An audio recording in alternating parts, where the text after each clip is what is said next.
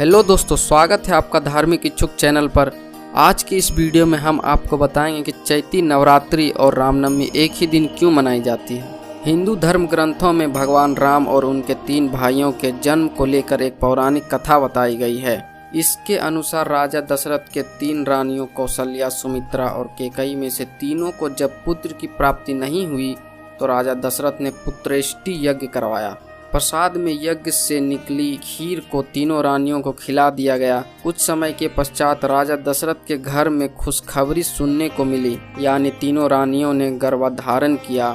जिस वक्त प्रभु श्री राम का जन्म हुआ उस वक्त दोपहर की घड़ी पुनर्वसु नक्षत्र, कर्क लग्न और मेष राशि थी। शास्त्रों में बताया गया है कि भगवान राम के जन्म के वक्त सूर्य और 5 ग्रह की शुभ दृष्टि भी थी और इन खास योग के बीच जन्म हुआ। कैकेयी ने भरत और सुमित्रा ने लक्ष्मण और शत्रुघ्न को जन्म दिया। राजा दशरथ को जब उनके उत्तराधिकारी मिल चुके थे तब से यह तिथि रामनवमी के रूप में मनाई जाती है। इस बार रामनवमी 30 मार्च को है। रामनवमी के दिन कुछ लोग बाजार से छोटा सा पालना लाकर रामलल्ला की मूर्ति को पालने में झुलाते हैं और भगवान श्री राम की आरती करके खीर, फल, मिष्ठान आदि का भोग लगाते हैं। अयोध्या नगर वासियों और राम भक्तों के लिए इस दिन का विशेष महत्व होता है। भारत ही नहीं, विदेश में भी यह पर्व हर्षोल्लास के साथ मनाया जाता है।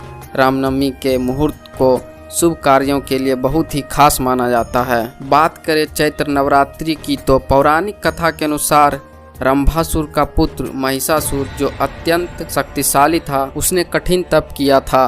ब्रह्मा जी ने प्रकट होकर कहा, वत्स, एक मृत्यु को छोड़कर सब कुछ मांगो।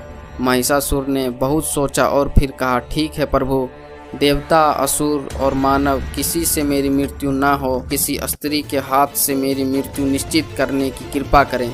ब्रह्मा जी तथास्तु कहकर अपने लोक चले गए। वर प्राप्त करने के बाद उसने तीनों लोकों पर अपना अधिकार जमा लिया। सभी देवता उससे परेशान हो गए। तभी देवताओं ने आदि शक्ति जगदम्बा का आवाहन किया और तब देवताओं की प्रार्थना सुनकर माता रानी ने चैत्र नवरात्रि के दिन अपने अंश से 9 रूपों को प्रकट किया। इन 9 रूपों को देवताओं ने अपने अपने शस्त्र देकर महिषासुर को वध करने का निवेदन किया। शस्त्र धारण करके माता शक्ति संपन्न हो गई। कहते हैं कि 9 रूपों को प्रकट करने का क्रम चैत्र माह की शुक्ल प्रतिपदा से प्रारंभ होकर 9वीं तक चला। इसलिए इन 9 दिनों को चैत्र नवरात्रि के रूप में मनाया जाता है। मान्यताओं के अनुसार रामनवमी के दिन माता दुर्गा और श्री राम जी की पूजा विधि पूर्वक करने वाले भक्तों को मनोवांछित फल की प्राप्ति होती है। रामनवमी के साथ नवरात्रि का समापन भी किया जाता है। चैत्र नवरात्रि पर लगने वाला देवी पाटन मेला 1 महीने तक चलता है। इस मेले में भारत, नेपाल समेत तमाम देशों के श्रद्धालु भारी संख्या में पहुंचते हैं।